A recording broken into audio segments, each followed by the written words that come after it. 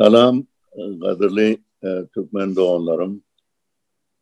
Bu yıl yine de TASA 14. ilmi konferansiyatını geçiriyor.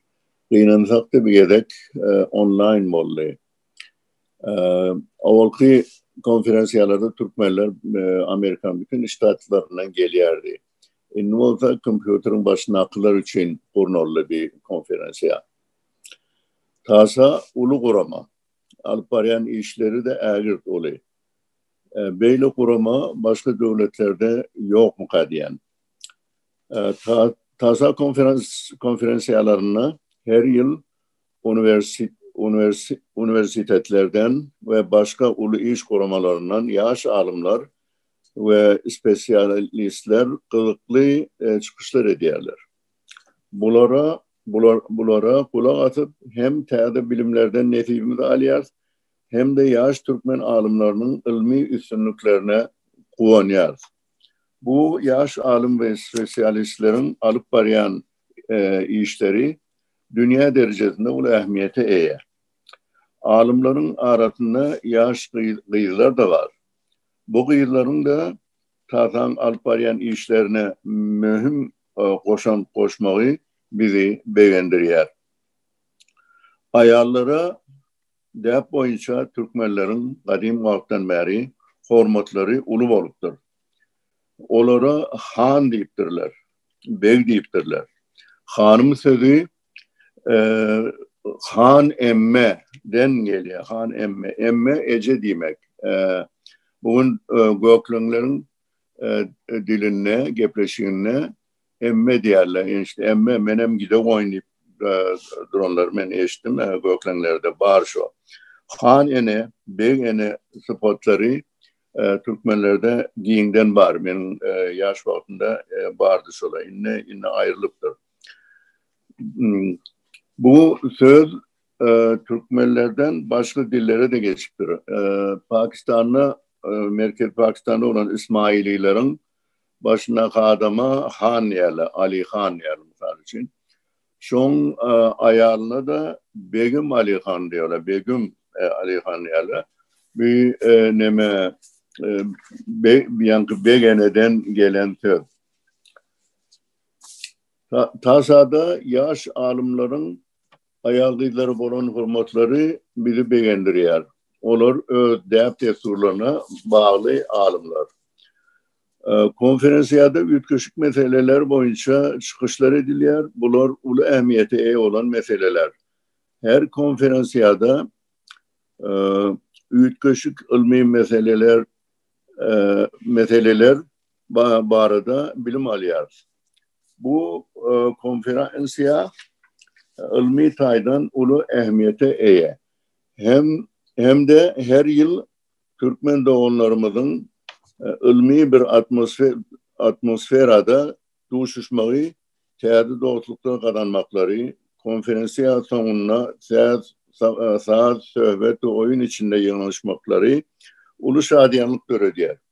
Kıynantakta ay düşünmeyez deyip konferansiya katlaşmayanlar da var.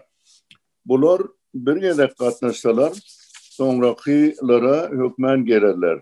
Çünkü her kimin gıdıklayan mevzuklarında da çıkış ediliyor. Tarihi, edebiyatı, sonraki ekonomikani düşünmek ve edilen gıdıklı, teadelikli gururlardan keyif almak için alim olmak gerekli ahirin. TASA'nı kollayanlara, TASA'da karaçını bilen, söygü bilen, bu koramanı östüren ve dik tutan yaş alimlere minnettarlığımızı bildiriyor. Onların canı sağ, işleri on ve başları dik bolsun. Çünkü onlar ilme koşuyorlar. İlim her devlet için, her halk için ulu ehemmiyete eye. İlmi bolmadık yer ötmeyer. Dine öten yurtların ilmi güçlü oluyor. Gelen yıllarda virüs belası geçen son yine duşuşuruz. Şonla konferansiya katnaşanların sani köpeler deyip azap ediyen, umut ediyen. Ilım barada Peygamberimizin aydan sözleri bilen kurtarmak isteyen sözümü. Utlubul ilme minel mehdi ilallah diye sallançaktan madara çelli ılım öğrenin. Yani utlubul ilme velev kâne fissin ilmi Hıtay'da da olsa öğrenin diyorlar. Bize Amerika Hıtay'dan da bizim için Amerika Hıtay'dan da daş. Yaş Türkmen alimlerin ilmi öğrenmek için Amerika geliptirler. Üstünlükle işleri var. Olan işlerinin üstünlüklerine devam etmeni arzu ediyor. Sağ olun, indiki konferansınızda buluşmak arzusu bilen hemen de salam ve hürmetlerimi bildiriyorum. Köp sağ olun Yusuf ağa. Bizim köp sağ olsun hali payokmunna bizim önümüze düşüp aramızda yaşlıyımız olup katlaşmanıza imkan görülen ve sorulayan halifası ve çıkışlarında da şakaçenni bilemek tanrı mene yitirdim ne sefer çıkış edeninde yani her sefer geleninde gazıp durumlar ödeyen ve vaatını şeklendirecek olsam katlaşanlar meni garaat yerlerde değme görülüşün Yusuf ağa'dan tapam yok deyip nesip oldu Yusuf ağa inniki hep de çıkış etmeli Gorku Datan 3. kitabı deyip şu arada ondan sonra 25-30 minut çıkışından sonra orluğunu da açık. Ve sonra onun hiç il çıkışı yok. Yusuf ağa ya dayança devam eder. Galanım. Görüyor ya. Yönü köp sağ olun aydan gurumluğun için. İnni berde bizim Meradağı ilçimiz vardı olun. Tropollu diyen. Hazır gelse onu da bir kağıt söz verelim. Sonra COVID-19 virüs var da gurrumu dinleye tegamülü. Ya da Yusuf size bir soru var. Şu soruyu görelim, sonra garaş görelim, gelmese indik kısmında başlarsa bir de bütün soru yazıp bir nedir yine giriyor diye. Bir şu an tayt kitap var da işleyeniz bir soru soraptırlar da. Alpar yani işinde mi şu an? Şu an yeni bir kitabı kuturdum. Türkmen dilinin sesleri vardı. Sesleri çünkü Türk dilinde yazdım bunu. Nemede üniversitelerde kullanma kitabı olacak dediler. Sonra Türkler Türkmençe doğru ayıp bilmiyor da sebebi Türkmen'in seslerine mendeşmeler oluyor, tersleşmeler oluyor. Misal için menden başka dip yazıyaz, aydamızda menden başka dip yazıyaz. Ola geplerine menden başka dip yapıyor. O da kendi Türkmen'e mendemiyor. Şunu meseleler boyunca bir kitap yazdım. Onun dışında Korkut Ata kitabını evvel çap ediptim. Onun İngilizcesini tayarlayan. O da oturmaya yakın bir giriş sözü yazılmalı. Sonra bir dostumuz neme kitabı Karagöz Mutfakta deyip Osmanlılar devrine yazılan bir kitabı tayarlattı. Şu an İngilizce tayarladı. O da Osmanlı naharlarının ehli tayarlanayanlarını ne diye. O bir taraftan ona bir oylen güymeniyen. Ondan sonra şol Korkut Ata'nın kitap çap oldu. İkinci çapını bir giyin geldi. İçinde kâvri yanlışlıklar verildi. Şoları düzeldi yamaçlarla. Çapı çok oluyor. Şu an köplenç Korkut Ata bilen, o Korkut Ata gıdıklı bir mesele. Şu an için Türkmenlere de düşünecek oluyor.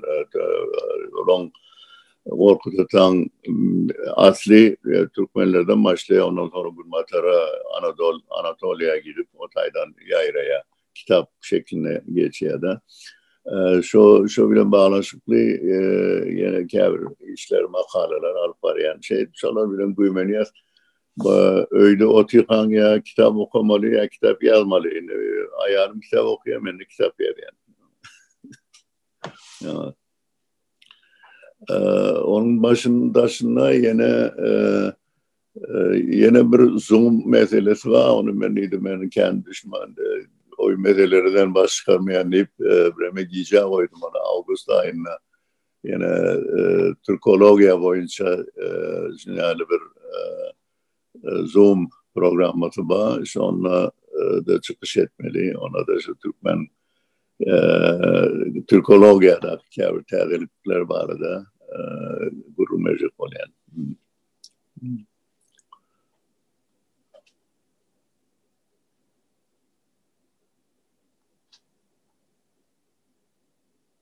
Eşitilmiyor, ses gelmiyor.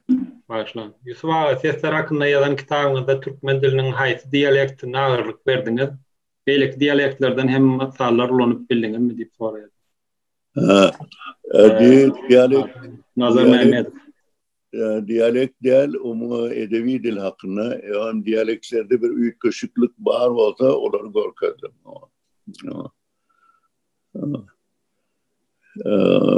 Mesela için diyalektlerden bütün diyalektleri bilim etmek kıyın hem mesela aytmak. Belli tayfalar yine yomutlar, erzarlar, tekeler, göklenler, şolon nemelerini girişte düşünürdüm yani. Neme birbirine olan tafavutları neme dedik nemettim. Yani neme umumi Türkmen edebi dili, edebi dilinin gepleşmeyi. Kitabın sonunda Türkmen edebiyatından bölümler aldım. Hıdır Derya'dan, Berdi Kerbabayev'dan, Şurof'tan, onun Brentikson yani yazıcılardan aldım.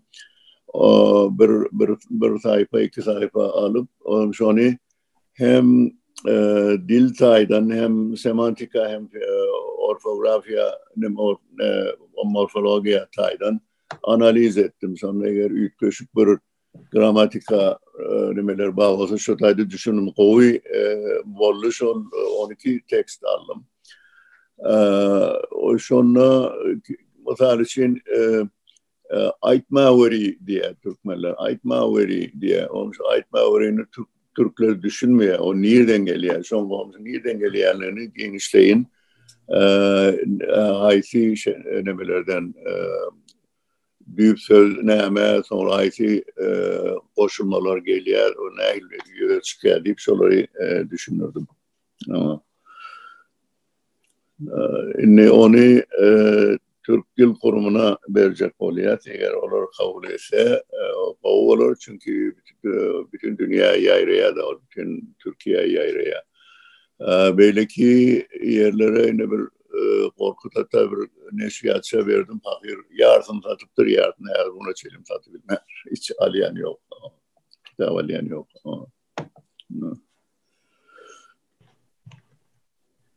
İlçemin yani teknik nesarlık sebepli drop oluptur, çıkıptır. İnni terden geldi olun sesi ve videosunu açıp bilim kan.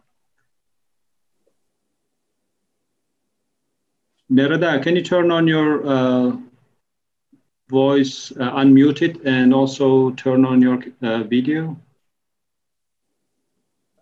Merada, can you hear us? Да. Assalamu alaikum. Отключили, İsmail. Hoş geldiniz. Ertiyeriniz hayırlı olsun.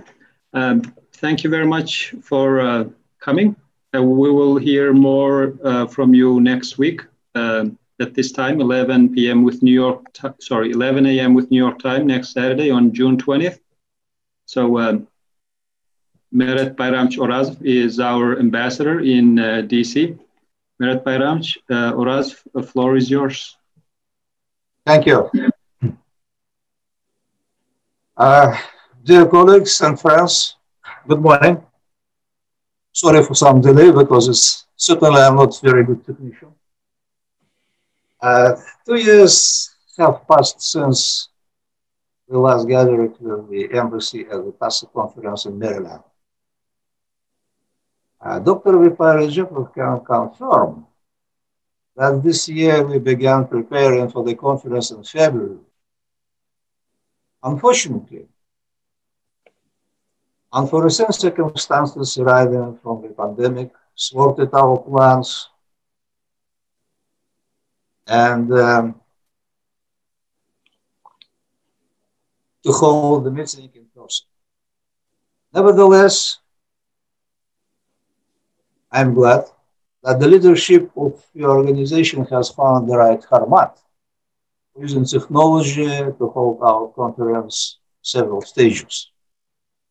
As I have the opportunity to greet all of you at this conference and express the hope that the new format will be productive in spite of it depriving us from the traditional form of communication.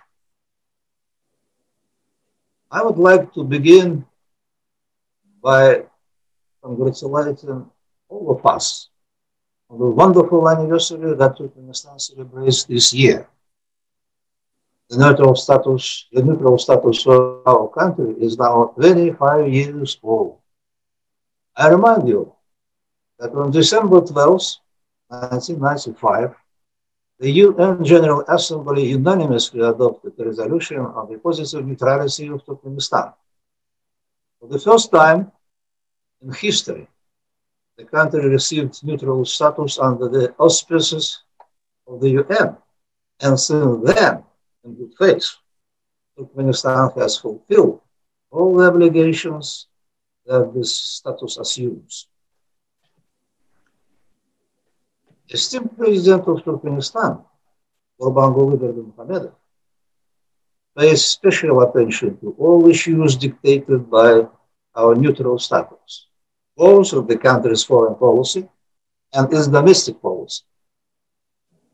Turkmenistan is an important participant in the activities of the UN and the author of many initiatives that have received international recognition. These initiatives affect important areas of international life, such as energy, transport, environmental protection, humanitarian cooperation, and several others.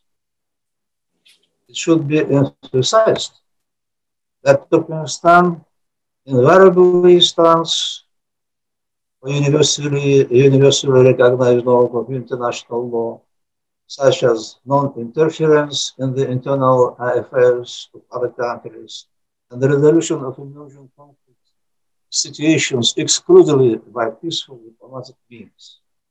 Such policies have brought world-renowned fame to our country, and we are now, without any exaggeration, being considered as one of the serious, respected, and responsible partners both at the regional and international platforms. We have something to pride ourselves in, and I once again congratulate everyone on the remarkable anniversary of Turkmenistan's neutral status. I will proceed with a few remarks about your body, TASA. First of all, we wish this organization, like all of its members, to be successful. From the very first day of its creation, our embassy has entered into active cooperation with you and had the intent to continue such cooperation in the future. Why are we doing this? People find themselves abroad for various reasons, and their fate also transpires in different ways. But we must remember that we are all Turkmen and come from a land that for centuries has been inhabited mainly by Turkmens. Now, on this earth is a new young country called Turkmenistan. And this young state sets as its main task the creation of all necessary conditions for all its residents to live in it, regardless of nationality or religion. But first of all, this applies to Turkmens, who make up the majority of our country. We have gone through a difficult period of the formation of our young state and are still on the way. As I said previously, some of our people were outside the homeland. But you must understand that the fate of our compatriots who have found themselves abroad is no indifferent to us. And I'm sure that our state will only increase its attention to them. Türkmenlerde ayrılışı yalı. Hiç kim dostunu yitirmek istemiyor. Şunun için biz sizi yetim Türkmenlerin arasında görmek istemiyoruz. Size iyi çıkmak istiyoruz. I conclude my greeting, and I'm especially pleased to see again among the participants in our meeting Professor Yusuf Azmoun, our friend and outstanding philologist. Professor Azmoun devoted many years of research to the work of our classic Turkmen poet Mahmud Faragi, and his translations of poetry and articles about the work of Mahmud in English provide the English-speaking audience with an idea about our great philosopher and poet. Thank you for your time, and I hope to see you all next Saturday. Thank you. Yes, thank you very much, Ambassador, for your time. We had technical difficulties. I mean, you're complaining that you're not very familiar, but unfortunately, we're not very familiar as well. So that's why we get support from much younger people with technicalities. Anyway, thank you for your time. Thank you for your remarks, and hope to see you next week at 11 with New York time next Saturday. Yusuf'a köp sağ olun sizden açık verdiğiniz için. Netip bolsa Yusuf'a da innikepte New York vakti bilen 12'de 6. günü ilçemizden 11'de çıkış etmeli. Yine New York vakti bilen hemen de garaşar.